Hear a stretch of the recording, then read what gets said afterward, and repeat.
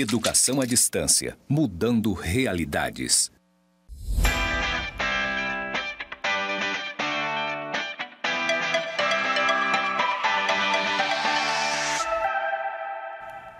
Olá, seja muito bem-vindo, muito bem-vinda a mais uma aula aqui do curso de Gestão Pública na modalidade AD, aula de Direito Tributário. Como você já me conhece, eu sou a professora Maria Alva e eu vou dar continuidade aqui no nosso ensino-aprendizagem. Essa aqui é a aula número 4. Olha só, quero te contar que nessa aula nós vamos estudar sobre espécies tributárias. Mas antes disso eu quero te perguntar, fez a atividade de percurso número 1, né? Tá vendo a bibliografia recomendada? Tá assistindo os vídeos que a gente está colocando para vocês lá no ambiente virtual de aprendizagem? É muito importante, pessoal. Você precisa necessariamente acompanhar a disciplina, vendo os materiais que estão sendo recomendados, porque esta aula aqui é um resumão, é aquele batidão para você ter um direcionamento do conteúdo, porque dentro do tempo que a gente tem aqui para gravar essa aula, seria humanamente impossível a gente ver todo o conteúdo. Mas aqui, para o gestor público, nós estamos fazendo um resumo do que é extremamente necessário para o seu conteúdo. Mas para aprofundar seu conhecimento, veja as referências recomendadas e assista os vídeos que estão sendo disponibilizados lá no ambiente virtual de aprendizagem para vocês. Ou seja, neste momento que você está me vendo, aqui no ambiente virtual de aprendizagem. E a partir de agora, a gente vai dar início ao nosso novo conteúdo, que é espécies tributárias. Quer aprender mais um pouquinho? Vem comigo aqui na tela que a gente vai dar início ao nosso conteúdo. Olha só, como de costume, eu vou apresentar para você aqui a nossa bibliografia recomendada, Direito Tributário Essencial e Direito Tributário Facilitado, tá certo? Já falei nas outras aulas sobre a questão dos livros, acessa lá a biblioteca por meio do SWAP, tá certo? E faça a leitura recomendada. Como eu já acabei de comentar com você, vamos falar sobre espécies de tributos, ou seja, as espécies tributárias. Eu quero te pedir um pouquinho de paciência, porque a gente vai falar sobre as 5 espécies tributárias: os impostos, as taxas, as contribuições de melhoria, os empréstimos compulsórios e contribuições especiais. É uma aula um pouco mais extensa, mas é necessário. E olha que é apenas um resumo, tá certo? Não esqueça de se aprofundar com os vídeos recomendados e a bibliografia recomendada. Isso é de extrema importância. Mas vamos lá. Agora que você já sabe o que tem que fazer para lograr êxito na disciplina, sobre a questão das orientações, de complementar seus estudos, vamos entrar aqui no nosso conteúdo de fato, tá? Olha só, nós já sabemos que tributo é toda prestação pecuniária, compulsória em moeda, cujo valor nela se possa exprimir, que não constitua sanção de ato ilícito, instituída em lei e cobrada mediante atividade administrativa plenamente vinculada. Esse artigo 3º do Código Tributário Nacional, nós já fizemos os comentários a respeito nas aulas anteriores, tá certo? Mas por que eu trouxe esse artigo 3º aqui mais uma vez? Porque aqui tem o conceito de tributo e nós vamos estudar as espécies tributárias, tá ok? Olha só, trouxe uma curiosidade aqui para você.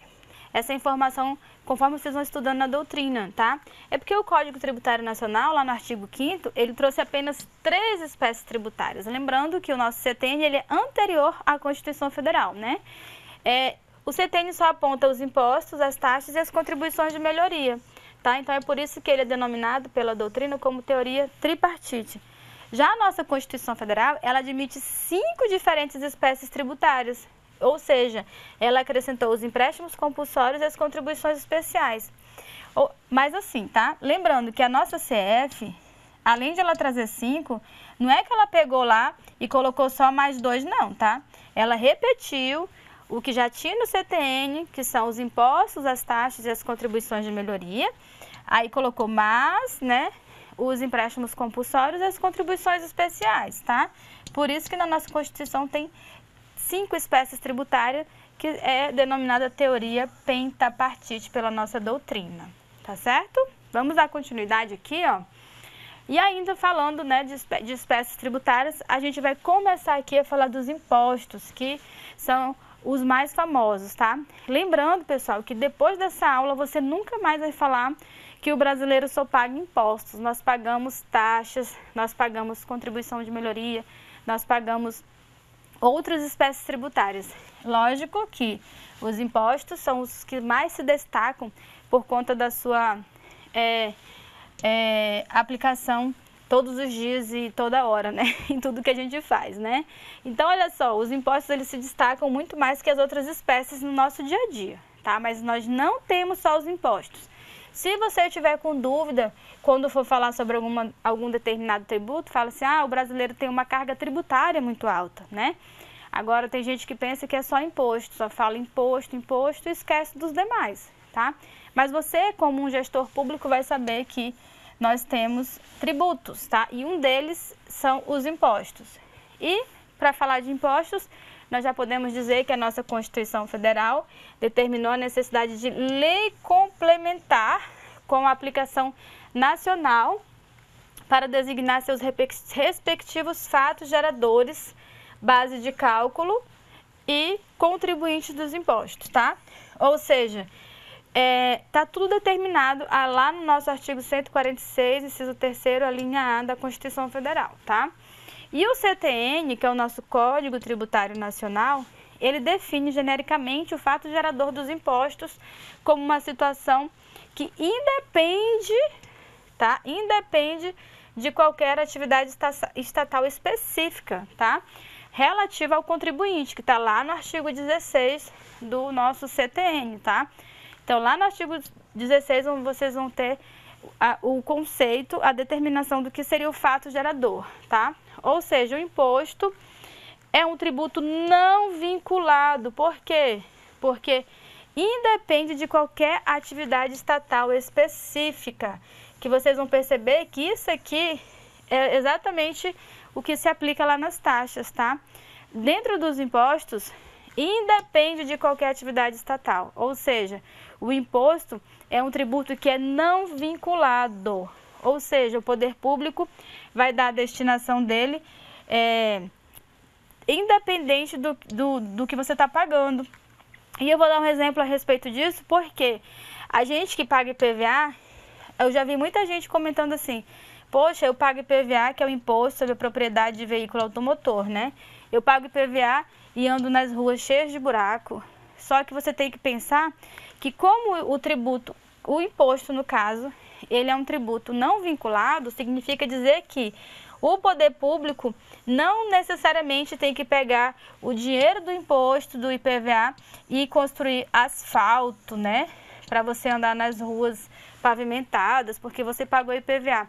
Justamente porque ele não é vinculado. O dinheiro do IPVA, ele pode ir para a saúde, ele pode ir para a educação, ele pode ir para o saneamento básico, ele pode ir para o lazer, ou seja, ele vai ser destinado para onde o poder público achar interessante. É lógico que tem algumas ressalvas, onde tem uma verba que vai para a educação, que é uma verba determinada em lei, mas que o IPVA, ou seja, os impostos, eles não são vinculados. Portanto, o poder público pode dar destinação diversa, independente do motivo pelo qual ele foi arrecadado. E aqui vamos ainda falando dos impostos, tá?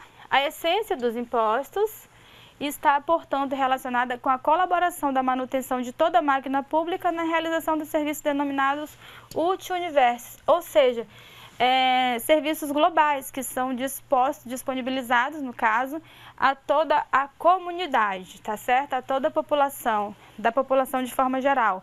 Vocês vão ver que é exatamente o oposto das taxas, tá? Porque, só para dar um spoilerzinho para vocês aqui, os impostos, eles não são vinculados, porque o poder público pode fazer a destinação da sua arrecadação, independente do motivo pelo qual ele foi pago, enquanto as taxas não. As taxas é exatamente o contrário. É um tributo vinculado, onde o que foi arrecadado tem que ser investido no fato da sua arrecadação, no motivo da sua arrecadação. E aqui eu trouxe alguns impostos, né? Porque, pessoal, lembro que lá na nossa aula de imunidades tributárias, nós conversamos muito sobre a questão dos impostos que têm características de extrafiscalidade, né? E aí a gente falou muito do imposto de importação, do imposto de exportação, em algum momento apareceu o imposto de renda e falamos também sobre IPI e sobre o IOF. Mas aí assim, e aí, como que a gente vai estudar se a gente nem sabe o que é II, IR, IPI, IOF? Tá aqui, ó, trouxemos todos os impostos, aqui uma listinha dos impostos para vocês, tá? Que está disposto no artigo 153 e 154 da nossa Constituição Federal, tá? E aqui, como já falei para vocês, a Constituição Federal ela não cria impostos, tá? Ela não cria impostos. Isso aqui é de extrema importância para vocês. A Constituição Federal, ela delega competência para os entes terem condições e possibilidade de estar criando, tá? Quem cria é a lei, não é a Constituição Federal. Ou seja, a Constituição Federal ela traz normas gerais e é necessário que tenha uma lei para regulamentar aquela situação. Portanto, nós temos aqui o imposto de importação, que é de competência da União, o imposto de exportação também da União, imposto de renda, imposto sobre produtos industrializados, imposto sobre operações financeiras, imposto territorial rural, o imposto sobre grandes fortunas, que esse aqui ainda não existe, né? A Constituição Federal falou, pode a União criar o imposto sobre grandes fortunas, né? Ela falou que pode, né? Pode. Pode é diferente de deve, né? Mas nós não vamos entrar nesse mérito agora. Por que será que a União ainda não criou o imposto sobre grandes fortunas? Existe previsão constitucional, mas até hoje ele não foi regulamentado, tá certo? E também o imposto extraordinário de guerra, que são impostos de competência da União, tá? Impostos federais. Dando continuidade aqui, vou falar um pouquinho sobre cada um desses impostos de competência federal. O imposto de importação, ele tem a finalidade de elemento extrafiscal, já contei para vocês, né? Ele tem essa finalidade extrafiscal da tributação, em que a maior preocupação não será o incremento de arrecadação, tá? Mas sim proteger o comércio nacional em face do ingresso de bens e serviços dos estrangeiros. Lembra aquela situação que eu contei para vocês? Que o presidente da República ele pode, de repente, aumentar a alíquota do imposto de importação para frear a entrada de algum produto do estrangeiro, ou seja, produtos importados entrando no Brasil, ele pode aumentar a alíquota, que é para desestimular o consumo, forçando o brasileiro, por exemplo, a comprar um produto nacional, tá? O Czinho de comprar um produto nacional. Olha só, este imposto não se submete às regras, você já sabe, já contei naquela aula lá, que ele não precisa respeitar as regras da anterioridade anual e nonagesimal, ou seja, no ano subsequente, ou esperar aqueles 90 dias, tá certo? Não precisa. Eles são aplicados de imediato. Por quê? Porque ele tem efeito extrafiscal. Se o poder público quer fazer alguma manipulação na nossa economia, por que ele tem que esperar só para o ano que vem para a lei passar a entrar em vigor ou ainda ter que esperar os 90 dias? Então, vocês têm que observar isso, tá? Vocês estudem bastante as exceções ao princípio da anterioridade anual e também as exceções ao princípio da anterioridade nonagesimal, que será objeto de avaliação, tá ok? Seu fato gerador é o ingresso de produtos do estrangeiro no território nacional, ou seja, fato gerador, já contei para vocês, se acostumem com essa informação. Já sabemos que o fato gerador é o quê? É a prática de uma ação descrita em lei, tá certo? A prática de uma ação descrita em lei, que é essa ação que está descrita em lei, é a hipótese de incidência, tá certo? Vamos para a próxima tela. Vamos falar um pouquinho do imposto de exportação. Já comentei ontem sobre ele, com você assim bem rapidamente, sobre as exceções lá, os princípios. Também tem característica de extrafiscalidade, como o imposto de importação, tá? Ou seja, a extrafiscalidade desse imposto se interpreta na proteção da economia. Vocês já estão cansados de saber disso, né? e a Sociedade do Comércio Internacional, em face do comércio internacional, tá? Ou seja, a União detém o poder de incentivar, ou seja, ela pode querer exportar muito ou exportar menos, então vai depender do que se pretende naquela ação. Então, incentivar ou limitar as exportações para sair bastante produto do Brasil ou para segurar o produto dentro do Brasil. Vai depender da necessidade naquele momento, né? Vai depender do produto para estar praticando essa ação. Tá certo? Olha só, diante desse elemento extrafiscal, não se observa a regra da legalidade ou anterioridade anual e nonagesimal. Tá ok? Pode ter suas alíquotas modificadas por ato do Poder Executivo. Aqui, quem é Poder Executivo? Se nós estamos falando de um imposto de exportação, automaticamente nós estamos pensando em Presidente da República. Olha só, o fato gerador desse imposto se caracteriza pela saída de produtos nacionais ou nacionalizados do território nacional. Vamos falar agora um pouquinho de outro imposto de competência da União, que é o imposto de renda e proventos de qualquer natureza. Olha só, é de competência da União, né? É o inciso 3º do artigo 153 da nossa Constituição Federal e se classifica como finalidade fiscal, ou seja, o contrário de extrafiscal. Aqui, ele quer basicamente arrecadar dinheiro, encher os cofres públicos. Ele representa o imposto de maior arrecadação entre os entes federais, tá? Entre os entes federais, não. Entre os impostos federais, esse aqui é o que tem maior relevância para os cofres públicos, tá? Ainda que dotado de forte carga fiscal, o imposto de renda é exceção ao princípio da anterioridade nonagesimal, tá certo? Atente-se que haverá normal respeito ao princípio da anterioridade anual. Olha só, então vocês já perceberam, né? Que lá no imposto de importação e no imposto de exportação, o poder público, ele precisa observar esses dois princípios, tá?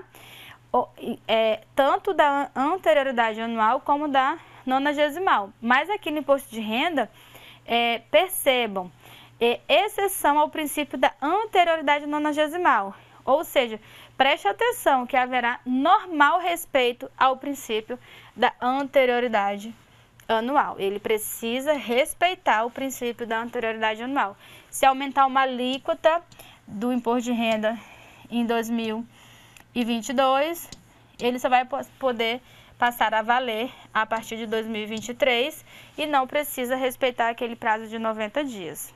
E como eu já tinha contado para vocês também, um imposto que tem uma característica de progressividade. Por quê? Porque existe uma variação na base de cálculo que vai estar alterando a alíquota desse imposto. Ou seja, para o imposto de renda, quanto maiores os rendimentos do sujeito passivo, ou seja, do contribuinte, maior será o percentual da alíquota.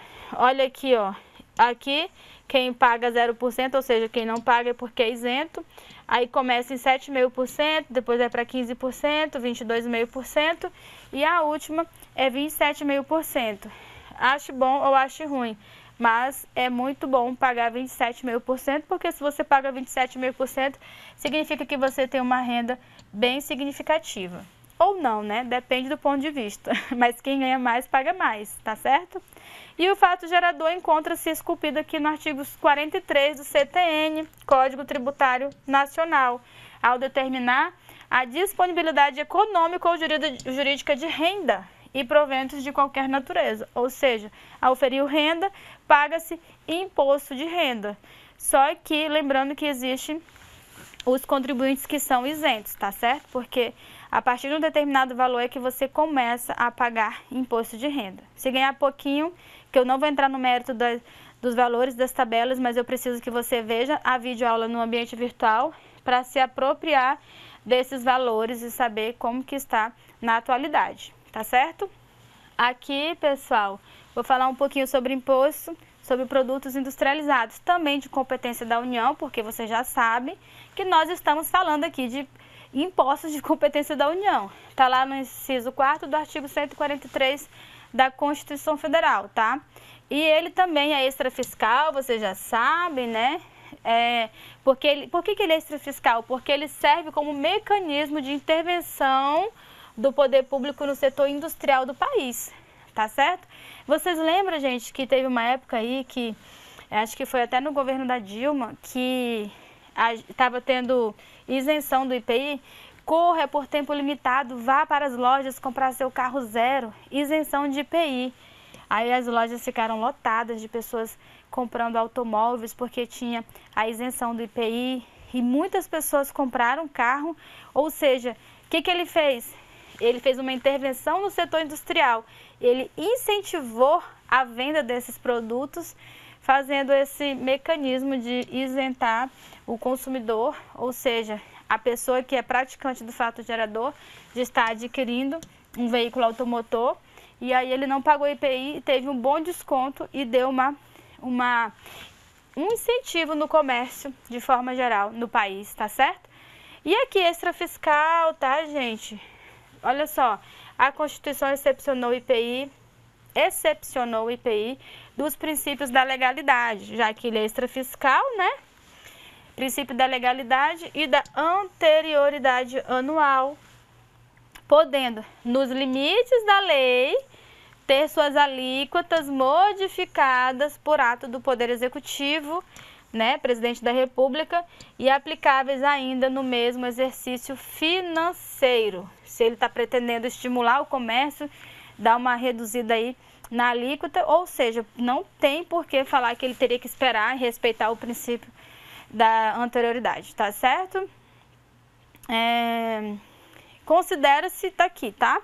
Considera-se industrializado o produto que tenha sido submetido a qualquer operação que lhe modifique a natureza ou a finalidade ou aperfeiçoe para o consumo, tais como a transformação, o beneficiamento, a montagem, acondicionamento, renovação e recondicionamento. Então, tá aqui o conceito dos produtos que podem se caracterizar, produtos que podem ser submetidos à tributação do IPI, tá certo? Imposto sobre produtos industrializados. Vamos dar continuidade, porque é uma aula extensa, vocês vão ficar cansados e é um batidão mesmo, tá?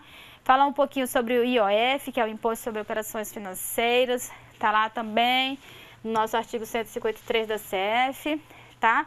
Também caráter extrafiscal, vocês já estão cansados de saber, já comentei. Ele é uma forma de atuação do poder público também no cenário econômico do país, realizando o estímulo ou a proteção das atividades financeiras, tá?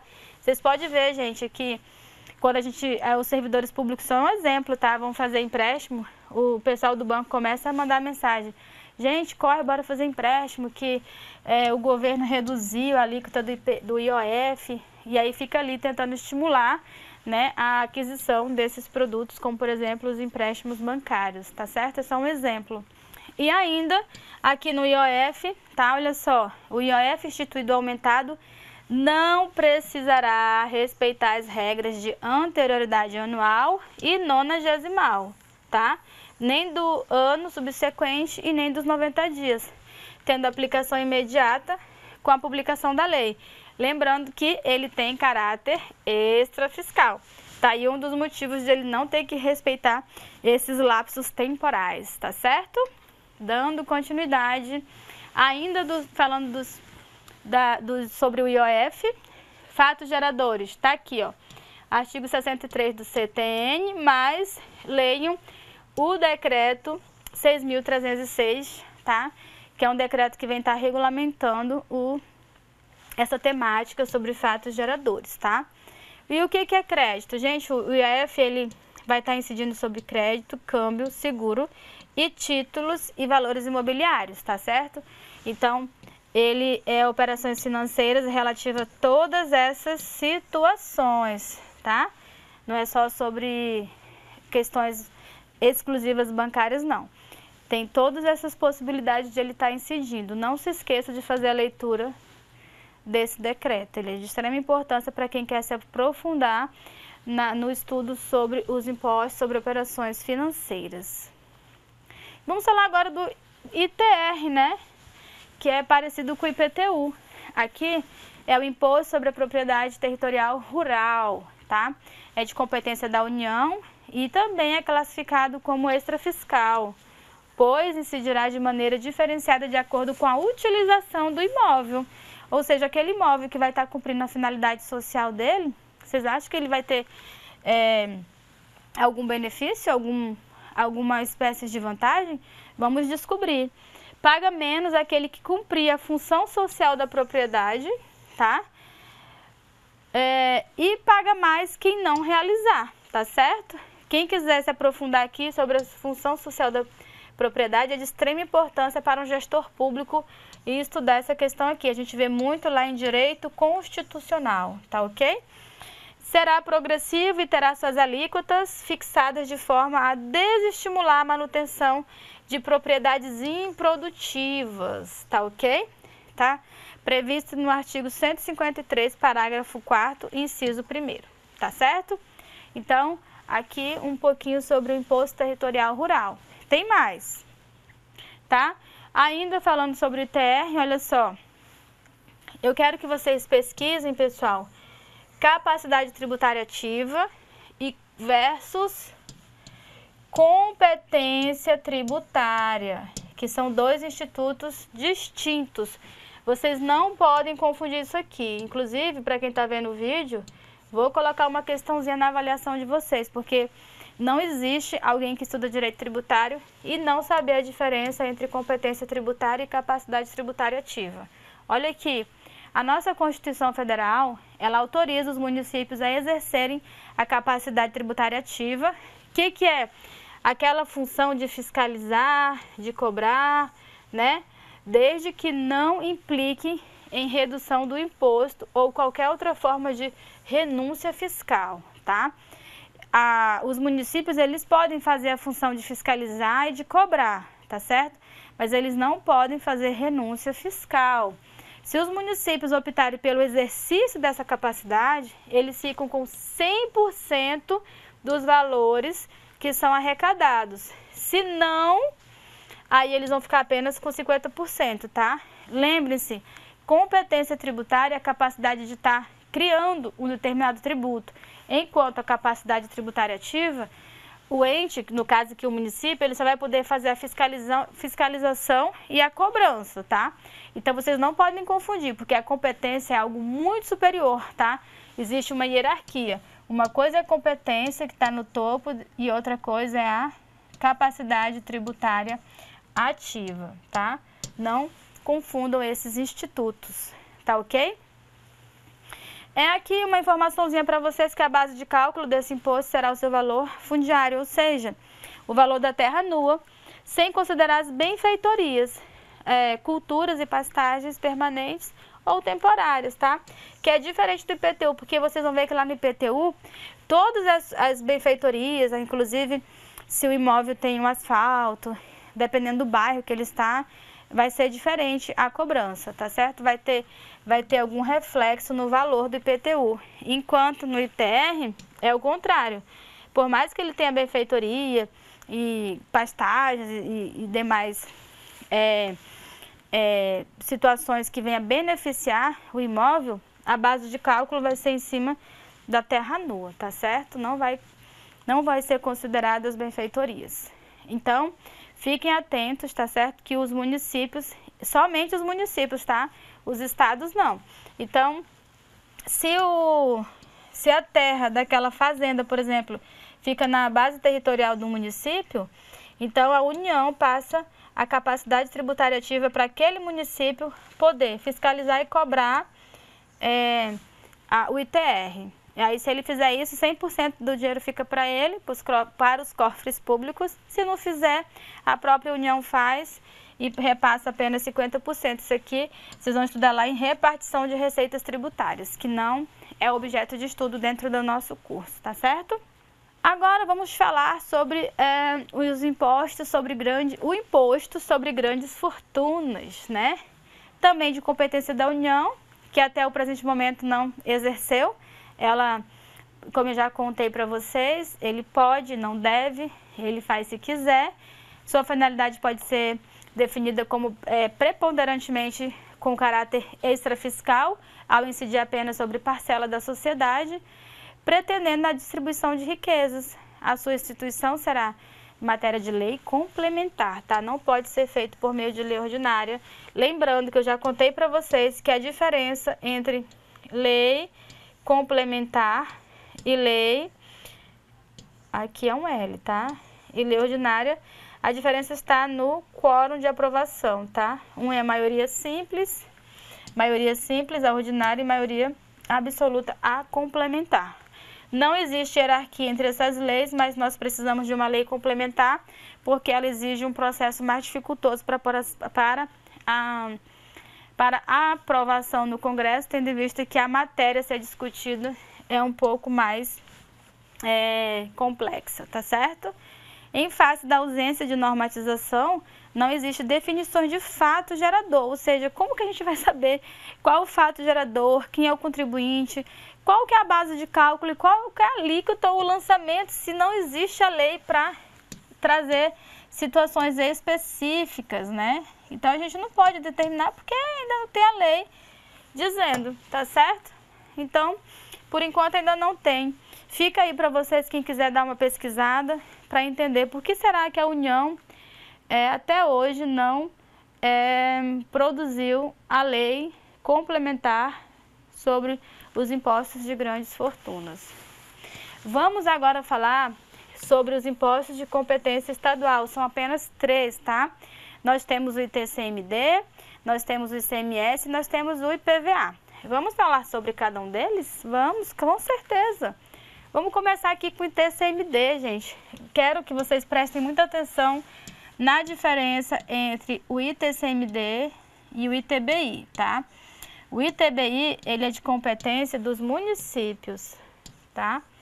Municípios. Eu vou evitar escrever muito aqui, pessoal. Primeiro, porque a minha letra não fica boa. E segundo, porque a gente perde muito tempo quando a gente escreve. Já é uma aula longa, já deve estar cansado, mas vai valer a pena, tá? A sua aprovação, o seu diploma, o seu conhecimento, nada é de graça na vida, né? Portanto, esse esforço é necessário, não é? Olha só, vamos aqui falar sobre o imposto sobre a transmissão por causa, mortes ou doação, tá? Ele tem mais de um fato gerador, porque a transmissão pode ser por morte ou por doação, tá? Em ambas as situações narradas, a transmissão poderá atingir bens móveis ou imóveis, em decorrência de atos não onerosos, olha aqui o segredo, tá? Não onerosos do falecimento por causa morte ou por doação. Lembrem-se, já eu vou falar com você sobre o ITBI.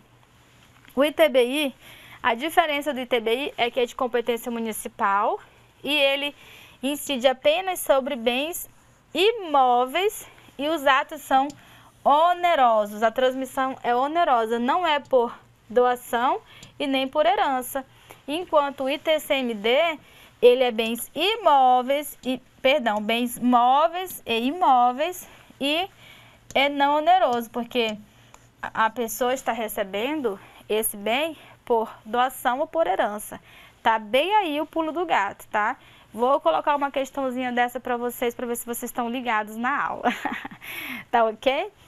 Dando continuidade aqui, ó, lembrando que todos os impostos que são de competência dos estados e dos municípios também serão de competência do Distrito Federal, tá ok? Então fiquem atentos. Todos os impostos de competência dos estados e dos municípios também são de competência do Distrito Federal, tá? Quem quiser se aprofundar e entender o porquê, fica aí a dica de leitura também. Fazer uma leitura para entender. E vocês vão ver que é porque o Distrito Federal ele tem característica tanto de estado quanto de município, tá? Ele é, digamos que, híbrido, tá ok? Então, tá aqui, olha só, é de competência dos estados e do DF, tá? E se caracteriza como tributo de finalidade fiscal, tá? Ele não tem a ideia de intervir na economia nem nada, é só para encher os cofres públicos mesmo.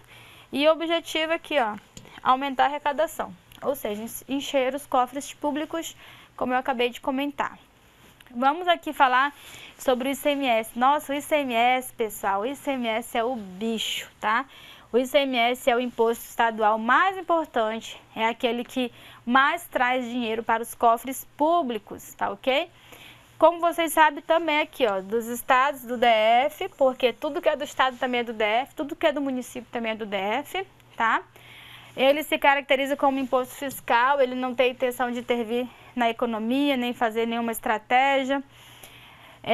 Então a ideia dele mesmo é encher os cofres públicos também, por isso que ele tem finalidade fiscal, tá? Temos a Lei 87 de 1996, que é denominada a Lei Candir, tá? Que é uma lei federal que trata sobre as questões do ICMS, tá? As normas gerais em relação a fato gerador, base de cálculo, tá? Vai estar tudo nessa Lei Candir, tá? Você não precisa ir lá no CTN procurar, porque essa lei vem regulamentando as situações, tá ok? E para complementar, a aplicação vai ser em cima da prestação de serviços específicos, transporte e comunicação, bem como a circulação de mercadoria. Aqui eu vou chamar a atenção de vocês para prestar atenção no ISS, tá?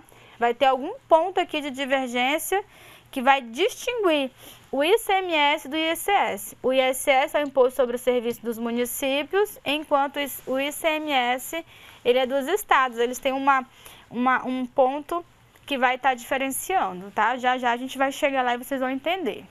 Olha só, o ICMS, ele tributa o serviço de transporte e prestações onerosas por qualquer via, tá?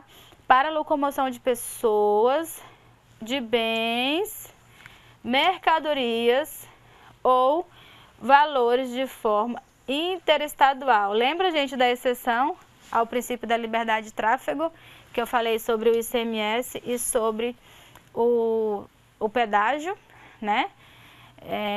Que mais? Então tá aqui, pessoas, por quê? Porque essas pessoas serão de fato transportadas, né?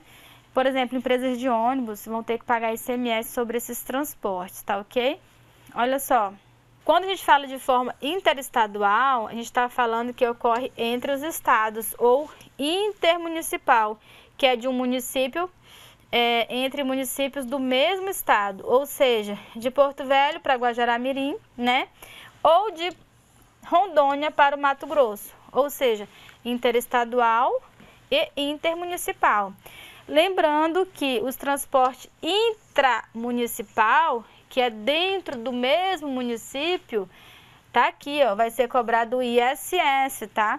Não mais incidirá o ICMS, não vai incidir ICMS, vai incidir o ISS para o município quando for intramunicipal. Para o ICMS é interestadual e intermunicipal, tá ok?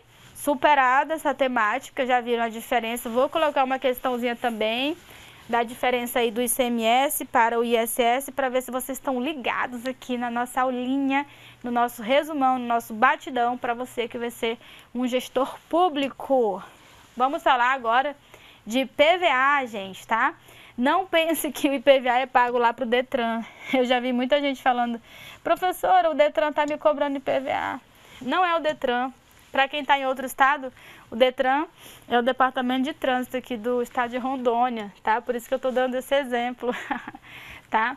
Ele só fica lá no site do Detran, gente, que é para facilitar, né, para o contribuinte, já vai tirar lá as outras contribuições, as outras espécies tributárias, como por exemplo uma taxa que tem lá, aí já fica lá o link, né, onde você vai clicar lá e vai ser direcionado para a CEFIM, que é a nossa Secretaria de Finanças do Estado. E aí você vai estar gerando lá a sua guia de recolhimento para fazer o pagamento, mas você não está pagando para o Detran, não. O Detran que é uma autarquia, tá? Você vai estar pagando para a Secretaria de Finanças do Estado de Rondônia. Então não confundam esse detalhezinho que a gente vive na prática, tá? O IPVA ele também é de competência dos estados e do DF, tá? E é um tributo também de finalidade fiscal, é para arrecadar dinheiro para os cofres públicos, tá?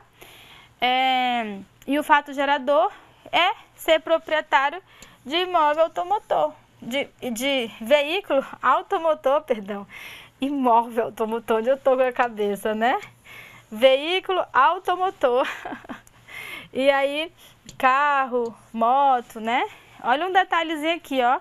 O nosso Supremo Tribunal Federal afastou a possibilidade da instituição do IPVA, que é o Imposto sobre a Propriedade de Veículo Automotor, sobre veículos que não fossem terrestres, designando que aeronaves e embarcações estariam fora do seu campo de incidência.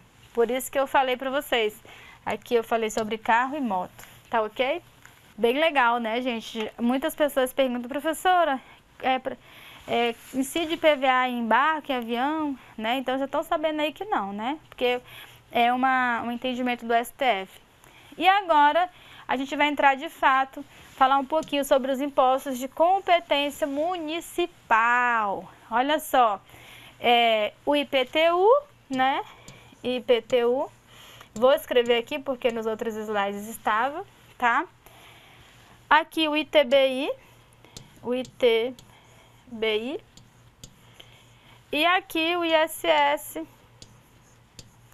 Aí tem algumas doutrinas que colocam de qualquer natureza, tá? Mas a maioria vai colocar somente ISS mesmo, tá? É a mesma coisa, é o mesmo imposto.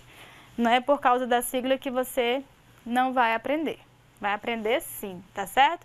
Vamos falar aqui do IPTU, que é o mais comum, que todo mundo conhece, usa muito nos exemplos, né? Ele é de competência municipal e também do Distrito Federal, porque já sabemos que a UDF tem competência para a arrecadação e cobrança dos impostos, tanto os estaduais quanto os municipais, tá ok? É de competência municipal e se caracteriza como tributo preponderantemente fiscal, tá? Ou seja, encher os cofres públicos. O fato gerador dele nada mais é que ter a propriedade, o domínio útil ou a posse, tá, gente? Não precisa ser proprietário, basta ter a posse de bem imóvel por natureza ou por cessão física, como definido na lei civil, localizado na zona urbana, tá? Porque se for zona rural vai ser o ITR, tá certo? Está descrito no artigo 32 do nosso Código Tributário Nacional.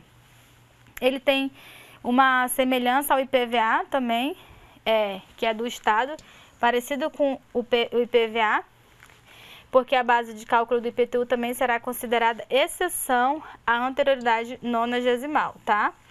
Podendo sofrer modificações sem necessitar aguardar os 90 dias para ser aplicado. Ou seja, tem que respeitar o princípio da anterioridade anual. Ou seja, se no caso a base de cálculo ela teve uma alteração, por exemplo, agora em 2022, né? Aí vai ter que esperar 2023, tá? Mas caso isso ocorra em dezembro de 2022, já pode considerar que em 1º de janeiro de 2023 já vai estar valendo. Não precisa respeitar aquele período de 90 dias, tá ok? Então vamos lá. Ele é semelhante ao IPVA, a base de cálculo do IPTU também será considerada exceção à anterioridade nonagesimal. Ele pode sofrer modificação sem necessitar aguardar 90 dias para ser aplicado. Ele não respeita o lapso temporal de 90 dias, tá? Lembrando, pessoal, que quando vocês forem fazer a conta desses 90 dias, pensa aí nos meses que tem 31 dias, pensa aí no mês de fevereiro que tem 28 dias. Não é 3 meses não, tá? São 90 dias e devem ser considerados fevereiro, os meses de 31 dias, fiquem atentos aí, tá? Isso é muito importante, isso pode derrubar vocês numa questão de concurso público, para quem quer ser gestor público aí, para quem quer entrar aí nas nossas secretarias de finanças, é importante, isso é muito importante questão de prova, tá ok? Vamos falar agora sobre o ITBI, tá? É de competência municipal e do DF, não está escrito, mas eu estou falando, tá? E se caracteriza como tributo de finalidade fiscal. vai lá encher os cofres públicos. O fato gerador dele é pela transmissão intervivos. Por que intervivos? Porque lá no ITCMD é por causa mortes, tá? A qualquer título, o ato tem que ser oneroso, ou seja, eu estou vendendo um imóvel, alguém está comprando um imóvel. Lá no ITCMD são bens móveis e bens imóveis e é ato gratuito, né? Ou seja, eu estou recebendo uma doação ou uma herança. Então, não estou pagando pelaquela transmissão, pelo bem, eu estou recebendo a título gratuito. Aqui é exatamente o contrário. Aqui é só para comprar bens imóveis e para... e tem pagamento aqui, eu estou comprando, tá? E é isso, é a principal característica do ITBI. O fato gerador dele, vocês podem dar uma lida aqui no artigo 156 da CF e também o artigo 35 do nosso Código Tributário Nacional. Vamos dar continuidade, tá? Agora vamos falar do ISS, tá? ISS, tá? QN, como a doutrina preferir, tá? É de competência municipal de DF, tá? Ele tem a finalidade fiscal, pois é a grande fonte de arrecadação dos cofres públicos, tá? Como o ICMS, ele também é uma grande fonte de arrecadação, tá? A norma geral desse imposto, ela tá lá na Lei Complementar 116 de 2023, lembrando que a do ICMS está na Lei 87, né? Que é a Lei Candir. Então, não vão confundir.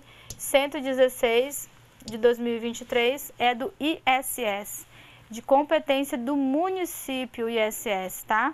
O fato gerador é a prestação de serviços de qualquer natureza, ressalvada de transporte interestadual ou intermunicipal e comunicação que ficam a cargo dos estados, ou seja, ressalvou, né, o transporte intermunicipal e interestadual, lembrando que se for transporte né, dentro do mesmo município, aí sim vai estar incidindo o ISS. Olha só, vamos falar sobre uma outra espécie tributária. Conversamos sobre os impostos e aqui chegou a vez das taxas, né? Mais uma espécie tributária. Olha só, estamos com quase 1 hora de gravação e aqui a gente ainda começou as taxas, porque são 5 espécies tributárias, mas a mais extensa já aconteceu que nós falamos sobre os impostos, tá certo?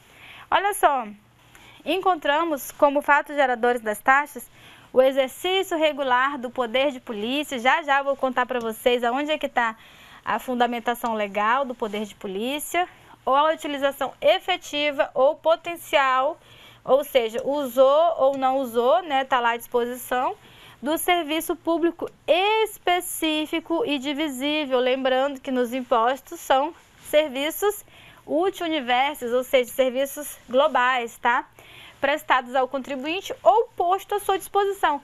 Posto à sua disposição, já eu vou contar para vocês. Lembra lá do caminhão do lixo que passa na sua casa? Que você tem que pagar aquela taxa de recolhimento de resíduos sólidos? Se você colocar ou não colocar o lixo lá na sua lixeira, o caminhão está passando, né? Não colocou, você vai pagar a taxa de recolhimento de resíduos sólidos do mesmo jeito, tá? É por isso que é ou posto à sua disposição, tá? Podemos afirmar que especificidade seria a capacidade de identificar quais são os serviços públicos que estariam sendo prestados, ao passo que a divisibilidade seria a capacidade de identificar as pessoas que individualmente estariam usufruindo deles, tá? Então, vocês vão ver que já aconteceu. Lembra, gente, que antigamente tinha a taxa de iluminação pública? Quem lembra? Não existe mais, tá? Vocês podem, quando eu estou em sala de aula presencial, eu falo assim para os meus alunos. Pessoal, lembra da taxa de iluminação pública? Todo mundo, eu lembro, tá cobrando lá no meu... Cobra lá no meu talão de luz, professora. Eu falei, acho que você está enganado, não cobra taxa. Lá vai cobrar contribuição de iluminação pública, tá? Por quê? Porque a iluminação pública, ela não pode ser identificada a pessoa que utilizar necessariamente. Ali qualquer pessoa pode estar utilizando. Então, ela ali não pode ser cobrada mediante taxa por conta dessa divisibilidade. Então, a divisibilidade está relacionada com a capacidade de identificar quem seriam as pessoas que individualmente estariam usufruindo desses serviços, tá certo? Conseguiram pegar aí? Olha só, isso aqui é de extrema importância para você entender as taxas, tá? A aula vai ficar longa, mas é o jeito, é necessário. Olha só. Encontramos como os fatos geradores da taxa o exercício regular do poder de polícia ou, a utilização efetiva ou potencial de serviços públicos específicos e divisíveis, tá? Prestados ao contribuinte ou posto à sua disposição. É aquilo que eu estou falando. Não é mais taxa de iluminação pública porque o STF entendeu que realmente, como a iluminação pública não é possível identificar quem são os contribuintes que vão utilizar, Ou seja, qualquer pessoa que passar ali na rua vai estar sendo beneficiado por aquela iluminação pública, portanto, não era possível identificar quem eram as pessoas que seriam beneficiadas, o contribuinte exato. Agora, lá na taxa de lixo é possível sim, tá certo? Então, é por isso que tem essa divisibilidade, ou seja, a capacidade de identificar quem é o contribuinte que vai ser beneficiado pelo aquele serviço. Tá? E o poder de polícia, pessoal, olha só, ele consiste na necessidade, ainda falando de taxas, tá? Não vamos esquecer que o poder de polícia, ele consiste na necessidade de limitar as liberdades individuais em benefício da coletividade, tá? Isso aqui a gente pode ver nos serviços de fiscalização, por exemplo, Quando tem a fiscalização de uma padaria, para ver se essa padaria está com tudo certinho, que se os produtos não estão fora do prazo de validade. Isso a gente pode identificar, poder de polícia, tá? Isso aqui é o poder de polícia, não é da polícia, é diferente, tá? Aqui a gente não está falando da polícia civil, nem da polícia militar, não. Aqui é polícia administrativa, tá ok? Fiscalização, tá certo? Quando o fiscal de tributos chega lá na tua empresa e pede para verificar os livros fiscais, para ver se está tudo em dia. Isso é o poder de polícia, não é o poder da polícia, tá ok? Não confundam esse ponto que é de extrema importância para vocês entenderem a questão das taxas. Lembrando que, inclusive, lá no direito administrativo, a gente recorre aqui ao artigo 78 do Código Tributário Nacional para entender o conceito, para estar explicitando o conceito de poder de polícia. Fica aqui para vocês fazerem a leitura e darem continuidade nos estudos. Vamos para a próxima tela, porque a gente ainda vai continuar falando de taxas, tá certo? Olha só, para a legitimação da cobrança das taxas, os entes políticos, quem são os nossos entes políticos? Que eu já contei várias vezes, eu não preciso nem ler aqui os parênteses, Você já sabe que é a União, os estados, o Distrito Federal e os municípios, tá? Ou seja, para a legitimação da cobrança das taxas, os nossos entes políticos devem realizar a contraprestação exigida, tá certo? Ou seja, se a taxa está sendo cobrada para recolhimento de resíduos sólidos, o caminhão do lixo tem que necessariamente passar na sua rua e levar o seu lixo. Ele não pode cobrar essa taxa se ele não der a contraprestação. Então, eles devem realizar a contraprestação exigida pelo sistema jurídico, ou seja, o exercício do poder de polícia ou a prestação de serviço público específico e divisível. Se ele está cobrando para recolher teu lixo, ele tem que recolher teu lixo. Não é igual os impostos, que você paga imposto lá, por exemplo, IPVA, que você pensa que é para ele fazer asfalto para você andar na rua lá sem buraco, tá? Não vai por essa onda aí nos impostos. Por quê? Porque os impostos não são vinculados, As taxas, quando ele tem que cumprir essa contraprestação aqui exigida, automaticamente você consegue perceber que as taxas são espécies tributárias que têm caráter vinculados, ou seja, vinculado porque ele se vincula para aquilo que ele está te cobrando, tá ok? Ou seja, é vinculado porque se ele está te cobrando para levar teu lixo, ele vai ter que ir lá levar teu lixo. Ou seja, ele não pode pegar o dinheiro do teu lixo e destinar para outra situação. ele tem que pegar esse dinheiro e aplicar no próprio serviço, tá certo? Olha só, aqui os serviços públicos denominados uti singuli. Por quê? Porque eles são singulares, né? É possível especificar quem são os contribuintes, tá certo? Eles são prestados apenas à parcela determinada da sociedade e não para todos. Por quê? Lembra do exemplo que eu falei lá da taxa de iluminação pública? Que ela antigamente era assim, o STF entendeu que não, justamente porque se for remunerado por meio de taxa, ele não pode ser ofertado de forma útil universo, ou seja, para todos, sem conseguir discriminar quem vai ser o contribuinte que vai ser beneficiado por aquela contraprestação, tá ok? Então é por isso que agora é contribuição de iluminação pública. Mais na frente vocês vão ver que a gente vai conversar sobre a COSIP, tá certo? Mais para frente. E aqui a taxa de serviço público surge exatamente para incidir sobre contribuintes que estariam necessitando da máquina pública de forma específica e divisível, tá? Ressaltando a ideia de devolução dos valores gastos na realização de atividades apenas para eles prestadas. Então aqui fica bem latente o exemplo da taxa de recolhimento de resíduos sólidos, tá ok?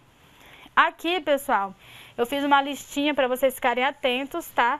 Sobre as situações que não podem, sobre os serviços que não podem ser cobrados mediante taxas. A iluminação pública não pode, porque a gente não consegue definir quem vai ser o contribuinte beneficiado, uma vez que ali qualquer pessoa que estiver passando na rua vai poder ser beneficiado pela iluminação pública. Olha só, taxa de limpeza nas vias públicas. Olha, pegadinha aqui, ó, vou colocar na prova de vocês também. Gostei.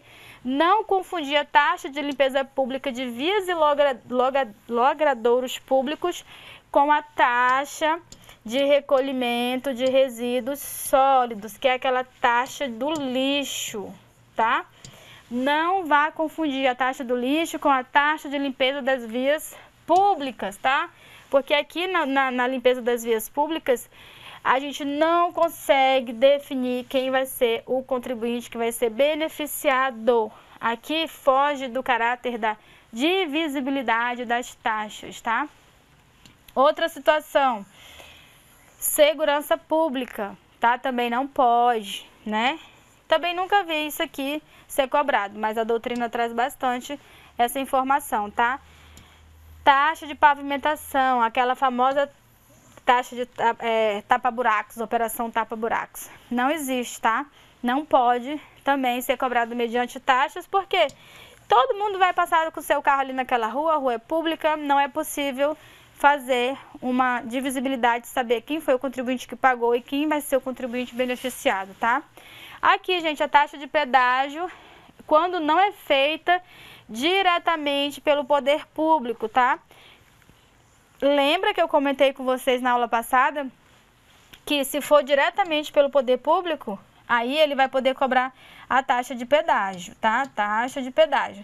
Agora, se ele fez a concessão daquela via para uma empresa que é privada, no caso, ali eles vão passar a cobrar a tarifa de pedágio. E ainda, o que não pode ser cobrado mediante taxa, não pode, tá? A taxa de pedágio, gente, eu tenho certeza que uma vez eu perguntei em sala de aula presencial, falei assim, gente, quem já viajou de carro pelo Brasil afora? Pagou pedágio? Pagamos, taxa de pedágio, pagamos. Falei, não, dependendo de quando foi isso, não, porque foi recentemente, né? Então, assim, essa questão já tem um tempo que já está sedimentado no ordenamento jurídico, que não existe o pagamento de taxa de pedágio quando ele não é feito diretamente pelo poder público. Lembrando que eu estou falando que não pagou porque nós sabemos que hoje em dia, né, a operação dessas manutenção da via pública, existe uma concessão de empresas privadas que vão lá e ficam responsáveis por essas vias, né? Ou seja, a partir do momento que o poder público faz a concessão da administração das vias onde tem esses pedágios, é uma empresa privada que vai estar ali, né, exercendo o papel do Estado. Mas ela não pode cobrar taxa, por quê? Porque ela não é pessoa jurídica de direito público. Portanto, o que ele vai passar a cobrar é tarifa, tá, pessoal? Então, se for empresa privada, no pedágio cobra tarifa, enquanto se for o poder público vai cobrar taxa. Fiquem atentos, tá? Que a taxa de pedágio não pode ser cobrada se ela não for feita diretamente pelo poder público, ok? A partir do momento que tem uma empresa privada lá, vai ser cobrada tarifa. Olha só, outro elemento essencial aqui das taxas, tá? Vamos continuar aqui nas taxas. O próximo elemento de destaque no estudo dessas taxas de serviços públicos atrela-se à possibilidade de cobrança feita pela efetiva prestação ou pela mera disponibilização de modo potencial. O que é ou de modo potencial? Olha o que acontece. É aquele exemplo que eu falei para vocês, pessoal. Se você paga a taxa de lixo, eu vou falar taxa de lixo porque é bem usado, tá? Né? O caminhão do lixo vai passar. Se você colocou o seu lixo na lixeira, ele vai levar. Se você está viajando, se você não mora mais naquele imóvel, o imóvel está fechado, mas o caminhão de lixo está passando ali na sua rua, ou seja, ele está passando. Se você tivesse colocado lixo, ele iria levar. Ou seja, foi um serviço posto à sua disposição. Se você não botou seu lixo na lixeira para o caminhão do lixo levar, você vai pagar do mesmo jeito. Por quê? Porque ele é um serviço aqui, ó, pela mera disponibilização de modo potencial, tá certo? Então, é uma das características da taxa. Então, eu quero que você leia o artigo 77. Vamos lá, olha só. As taxas cobradas pela União, pelos Estados, pelo Distrito Federal ou pelos municípios, viram que a competência é comum, todos os entes podem estar cobrando taxas, né? Só que a de lixo geralmente é cobrada pelos municípios, tá? Olha só. No âmbito de suas respectivas atribuições, tem como fato gerador o exercício regular do poder de polícia ou a utilização efetiva ou potencial de serviço público específico e divisível prestado ao contribuinte ou posto à sua disposição. Então, tá aqui todas as características da taxa, tá? Ou seja, leia o artigo 77 para você se apropriar ainda mais das características das taxas, ok? Olha só, pessoal, vamos dar início agora a mais uma das espécies tributárias. Vamos falar um pouquinho sobre contribuições de melhoria. Sem me estender muito, porque a aula está ficando muito extensa, eu sei que você está cansado. Se quiser, vai dar um pause, vai beber uma aguinha, tomar um café e vai continuar com a explicação. Mas fica atento na aula, porque eu vou tirar as questões aqui do que eu estou falando para você, viu? Vamos lá. Ó, origina-se, tá? Vamos falar de contribuições de melhoria. Da onde que surge a ideia dessa cobrança, tá? De proibição de enriquecimento sem causa, evitando que o particular experimente um aumento patrimonial às custas das receitas do poder público. O acréscimo de riqueza alcançado pela valorização do imóvel em decorrência da obra pública desenvolverá o dever de ressarcimento aos cofres públicos dos custos efetivados. Então, você consegue perceber, né, que se você tem um imóvel e ocorreu uma valorização por conta de uma obra pública, passou um asfalto na frente da sua casa, por exemplo, o poder público ele vai querer te cobrar o valor, exatamente o valor que foi gasto, que foi empenhado ali. Eles não podem cobrar mais, tá? Não pode ter lucro aqui na cobrança. Já já a gente vai ver esse ponto, tá certo? O fato gerador é a realização de obras públicas que ocasionem valorização nos imóveis dos contribuintes, tá certo? Ó, gente, um detalhe, da mesma forma que o poder público, ele vai lá te cobrar porque ele valorizou o teu imóvel, se ele construir, por exemplo, uma obra que venha estar causando uma desvalorização no seu imóvel, você também pode entrar com uma ação, tá? Para pedir a indenização por isso, porque a sua casa estava plena ali, bem tranquila, de repente ele fez uma obra, um viaduto que passou praticamente assim pertinho da sua casa, ou uma situação, e isso aqui desvalorizou o teu imóvel por conta de muito barulho, por conta de uma vibração, tá rachando a sua casa. Ninguém vai querer comprar a sua casa porque ficou num ponto ruim depois dessa obra pública. Então, ele passou a ser desvalorizado, tá? Então, da mesma forma que ele vai te cobrar contribuição de melhoria porque valorizou teu imóvel, você pode entrar com uma ação também para cobrar caso ele venha produzir uma obra que desvalorize o seu imóvel, tá ok? Olha só, temos aqui no artigo 81, tá? Código Tributário Nacional, a seguinte redação.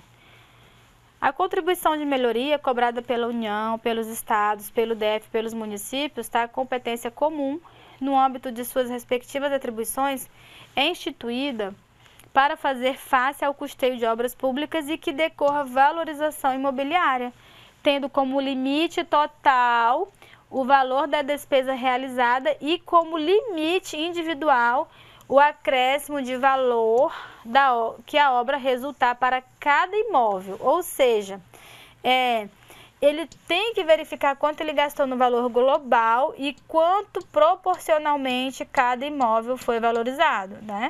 Porque tem imóvel que, dependendo da obra, vai valorizar mais e outros que vai valorizar menos, vai depender da situação concreta. Então, isso tem que ser analisado, tá certo?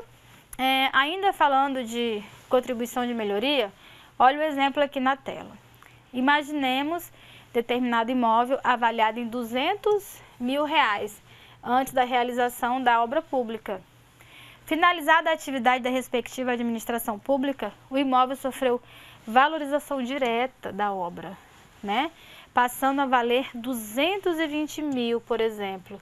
A base de cálculo da contribuição de melhoria seria enquadrada apenas nesses 20 mil, que foi esse valor que valorizou.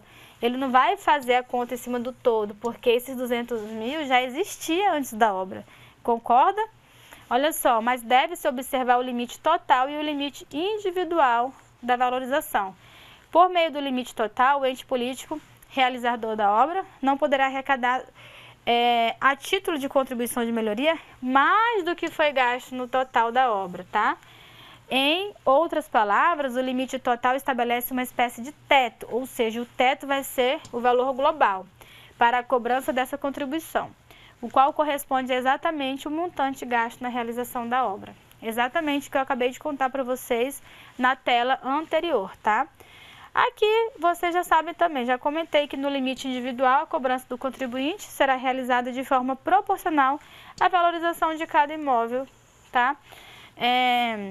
A proibição aqui ventilada atrela-se à administração pública, vedando a exigência dos mesmos valores desse tributo se os fatores individuais de valorização forem diferentes. Então, aqui a gente pode aplicar o princípio da equidade, tá? Bem tranquilo. Ok? Aí eu preciso que vocês façam a leitura, voltando aqui ainda falando de contribuições de melhoria, façam a leitura porque existe alguns critérios dentro dessa espécie tributária, como por exemplo, a questão de edital, tá? Chamamento público, tem um monte de questões específicas que eu gostaria que vocês dessem uma lida, tá? Vamos falar aqui de empréstimos compulsórios, de competência da União, competência exclusiva, tá? Olha só, tá lá no artigo 148 da CF e vamos ver aqui nos termos do artigo 148, o que ele traz pra gente, ó. A União, mediante lei complementar, pessoal, vou abrir um parêntese aqui antes de dar continuidade, para te contar que a maioria das espécies tributárias, elas podem ser criadas, por exemplo, por lei ordinária, né? Que você já sabe a diferença da lei ordinária para a lei complementar. Mas quando a Constituição Federal determinar que é por lei complementar, é porque tem que ser por lei complementar.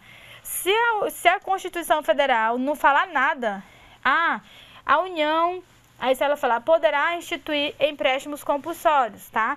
Ou seja, a União ela vai definir se ela vai querer fazer por meio de lei ordinária.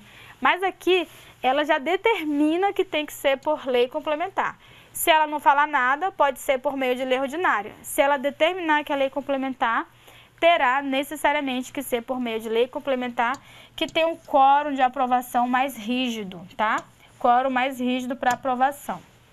Vamos lá. Mediante lei complementar, poderá instituir os empréstimos compulsórios. Gente, isso aqui é bem interessante, tá? Para atender despesas extraordinárias decorrente de calamidade pública, de guerra externa ou na iminência dessa guerra externa, tá? No caso de investimento público, lembra disso aqui, tá, pessoal? Isso aqui vai ter uma diferenciação no respeito aos princípios constitucionais, tá? Que vocês vão ver da anterioridade, anual e nonagesimal. Então, vocês fiquem atentos que para algumas questões vai ser respeitado esses princípios e outras não. Então, tá aqui o pulo do gato, tá? Vocês não podem confundir calamidade pública e guerra externa com investimento público, tá? Mesmo que o investimento público seja de caráter urgente e de relevante interesse nacional. Aí vai observar o disposto. O que é isso aqui? Né? Vocês vão lá, que vocês vão acabar de ver o que eu acabei de falar aqui desse inciso 3º, a linha B do artigo 150, tá certo? Olha só.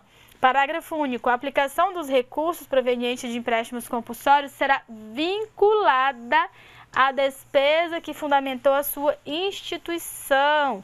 Ou seja, se o poder público fez um empréstimo compulsório para atender despesas extraordinárias decorrentes de calamidade pública, esse dinheiro necessariamente vai ter que ser aplicado para despesas com calamidade pública. Ele não pode pegar esse dinheiro para fazer uma outra coisa. Ele é vinculado no motivo que determinou a sua instituição, tá ok? Não pode. Para qualquer dessas situações aqui, é vinculado. Se ele pegou dinheiro para determinada situação, tem que ser para ela, não pode ser para outra coisa.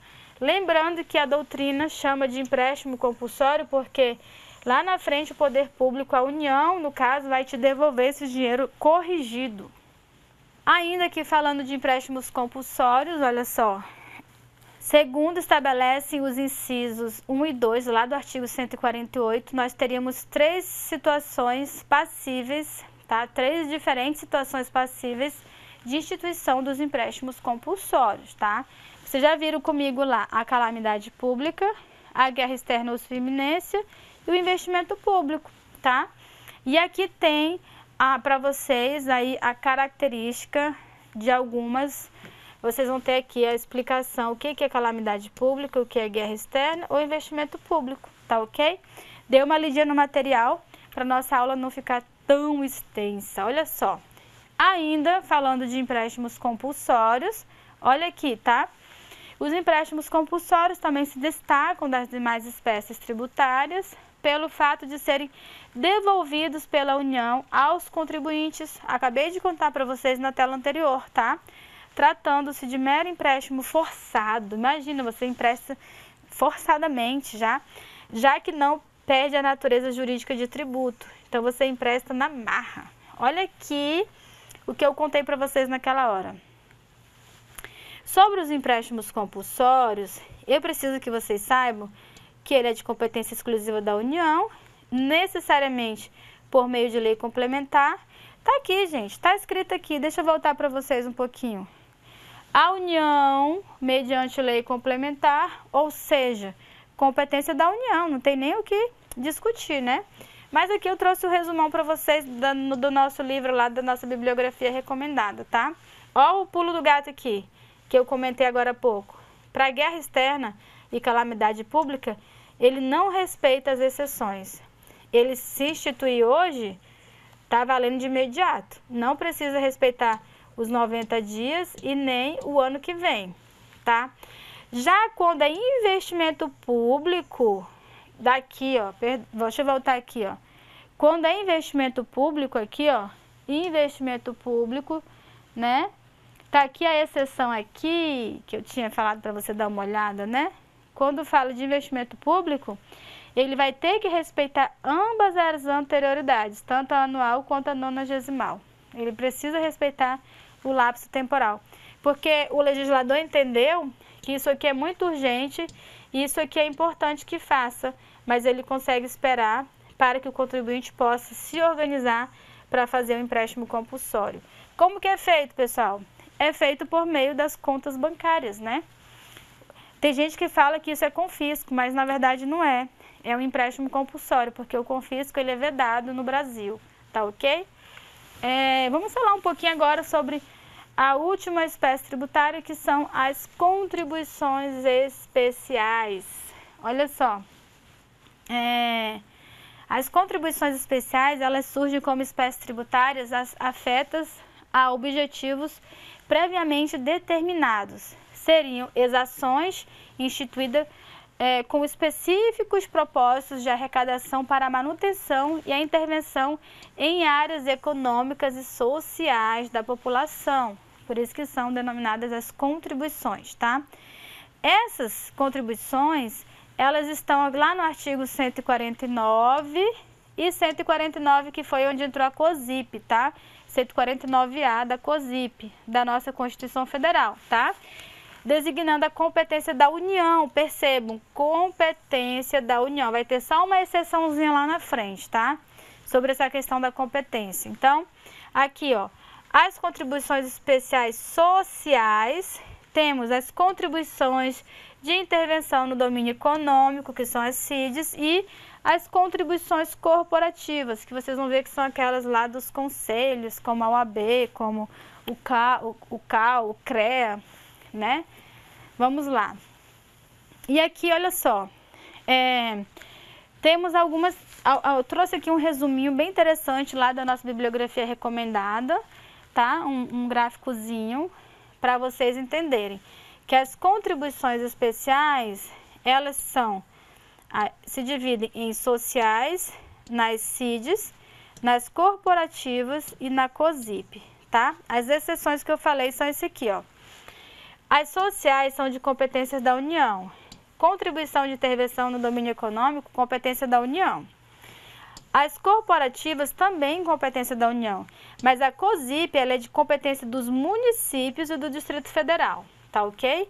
Porque município e Distrito Federal podem estar cobrando a contribuição de iluminação pública. Eu digo podem, porque eles não são obrigados. Se eles não quiserem cobrar, se eles quiserem abrir mão dessa cobrança, eles podem simplesmente não querer cobrar do contribuinte.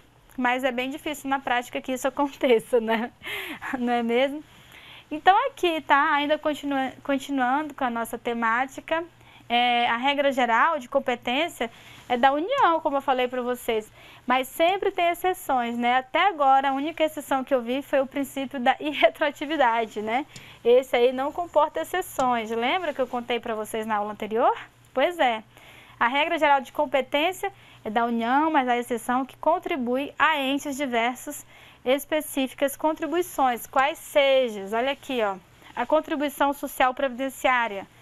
Essa aqui, o regime previdenciário dos servidores públicos será custeado pelo respectivo ente que a ele estiver vinculado. Ou seja, se for do município, vai ser custeado pelo próprio município, se for do Estado, pelo próprio Estado. Se for da União, pela União. Olha só, tratando-se de servidores públicos federais, a União permanecerá realizando recolhimento da contribuição social sobre seus rendimentos. Está aqui o artigo 40, tá? E se for o Estado ou o município e o Estado vai poder fazer esse custeio, tá? E aqui, ó, contribuição para o custeio da iluminação pública, já foi comentado, tá bom? Tá lá no artigo 149A da nossa Constituição Federal, tá? E ela é utilizada justamente para custear a iluminação pública, uma vez que o STF diz que não pode ser custeada por meio de taxa. Por isso, pessoal, que a partir do julgado do STF, quando ele falou que não podia ser por taxas, ele teve que ser encaixado lá no nosso texto constitucional, por isso que ele ficou 149A, porque ele veio depois, tá? Ele não nasceu na nossa Constituição. Então, foi por uma questão de organização. Já existia lá o artigo 149, que falava sobre as contribuições. Como não dava para encaixar, fizeram o 149A como uma forma de organizar o nosso texto constitucional. É só por isso, tá certo? Continuando aqui, falando um pouquinho sobre as nossas contribuições especiais, tá? Lá no artigo 6º da nossa Constituição Federal, nós encontramos um rol que não é exaustivo, tá? Ou seja, um rol que podem haver outras situações espalhadas pelo texto constitucional. Ou seja, tá? encontramos um rol não exaustivo de direitos sociais contemplados pelo nosso ordenamento jurídico, ou seja, o artigo 6º traz algumas situações, mas como ele é não exaustivo, a gente chama de números abertos, né? Significa dizer que no decorrer aí do nosso ordenamento jurídico ou da nossa própria Constituição Federal, que ela faz parte, né, do nosso ordenamento jurídico, está no topo lá da nossa pirâmide, né? Quem tiver interesse em um pouquinho no direito constitucional vai ver lá a pirâmide de Kelsen, tá? Que traz sobre a hierarquia das normas. É importante dar uma olhada que a nossa Constituição Federal ela fica lá no topo. Vocês já viram isso lá em Direito do Estado, não é mesmo? E aí aqui no artigo 6º diz o seguinte, ó, são direitos sociais, a educação, a saúde, a alimentação, o trabalho, a moradia, o transporte, o lazer, a segurança, a previdência social, a proteção à maternidade e à infância, a assistência aos desamparados na forma desta Constituição, tá? Ou seja, o financiamento dessas atividades sociais será realizado por meio de recursos próprios dos entes políticos, alcançados com as receitas tributárias ou não, tá? Entre as receitas tributárias que vai estar fazendo esse custeio, encontramos as contribuições sociais, tá certo? Bem interessante, não é mesmo? A gente está aqui no rol da nossa Constituição Federal em Sistema Constitucional Tributário, a gente remete lá para o artigo 6º, não é mesmo? Bem interessante. E aqui vamos falar um pouquinho da COSIP, né? Que ela veio após, né? Ela é bem mais recente lá dentro da nossa Constituição Federal. A COSIP, que é a Contribuição para o Custeio do Serviço de Iluminação Pública, né? Que é mais uma das espécies de contribuições especiais, né? Está dentro de contribuições especiais. Sua finalidade, portanto, seria predominantemente extrafiscal, cuja maior preocupação não será a arrecadação, mas sim o elemento social e econômico. E aí, pessoal, vamos para mais uma espécie tributária. A aula está ficando extensa, mas é necessário, né? E olha que aqui é só um resumão para você.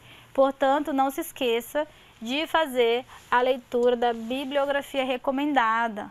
Olha só, falando um pouquinho aqui de contribuições corporativas, tá? Sua essência consiste em munir receitas às entidades representativas de categorias profissionais e econômicas necessárias para a constante busca das melhorias nas relações profissionais e fiscalização do exercício das suas próprias atividades, tá? E aqui a doutrina divide em duas modalidades de contribuições corporativas, que são aquelas contribuições que vai para os sindicatos, né? E as contribuições de anuidade, aquela que a gente paga lá para os entes, né? Como, por exemplo, para a OAB, a anuidade da OAB, né? Paga, por exemplo, a anuidade lá para o CREA, né? O CREA, que é o Conselho de Engenharia e Agronomia. Tem o CAL também, que é o Conselho de Arquitetura e Urbanismo, né? Então, aqui se enquadram essas contribuições de anuidade. Só uma pinceladinha para vocês verem um pouquinho sobre contribuições corporativas, para entender do que se trata. E vamos passar aqui falando um pouquinho também das CIDs, que são as contribuições de intervenção no domínio econômico, tá? Olha só, é uma contribuição de competência exclusiva da União, tá? E utilizada como mecanismo de sua intervenção na área econômica e social, incentivando ou reprimindo, tá? Ele pode estar incentivando ou reprimindo alguns setores importantes para a política nacional por meio de instrumentos de regulamentação e fiscalização tributárias, tá? Entre as específicas contribuições interventivas existentes, nós vamos destacar aqui a CID combustível, né? Que é a mais aí, a que se destaca mais aí no nosso dia a dia, tá certo? Olha só, cuja instituição dependeu de pontual manobra constitucional, tá? E aqui, pessoal, vou fazer a apresentação das nossas referências bibliográficas. Ó, não deixem de ler, pessoal, preciso muito que vocês façam a leitura da nossa Constituição Federal e também façam a leitura do Código Tributário Nacional. Vou te chamar aqui para mim, um pouquinho aqui na tela. Quero agradecer a sua paciência. A aula ficou um tanto extensa, mas é necessário, vocês viram, aqui está um breve resumo. Eu preciso que vocês, de fato, mergulhem no conteúdo, façam a leitura do material, vejam os vídeos que eu vou disponibilizar para vocês. Não se esqueçam de fazer a leitura do Código Tributário Nacional em todos esses pontos que foram apresentados durante o decorrer aí da nossa aula, tá certo? Até a próxima e até mais.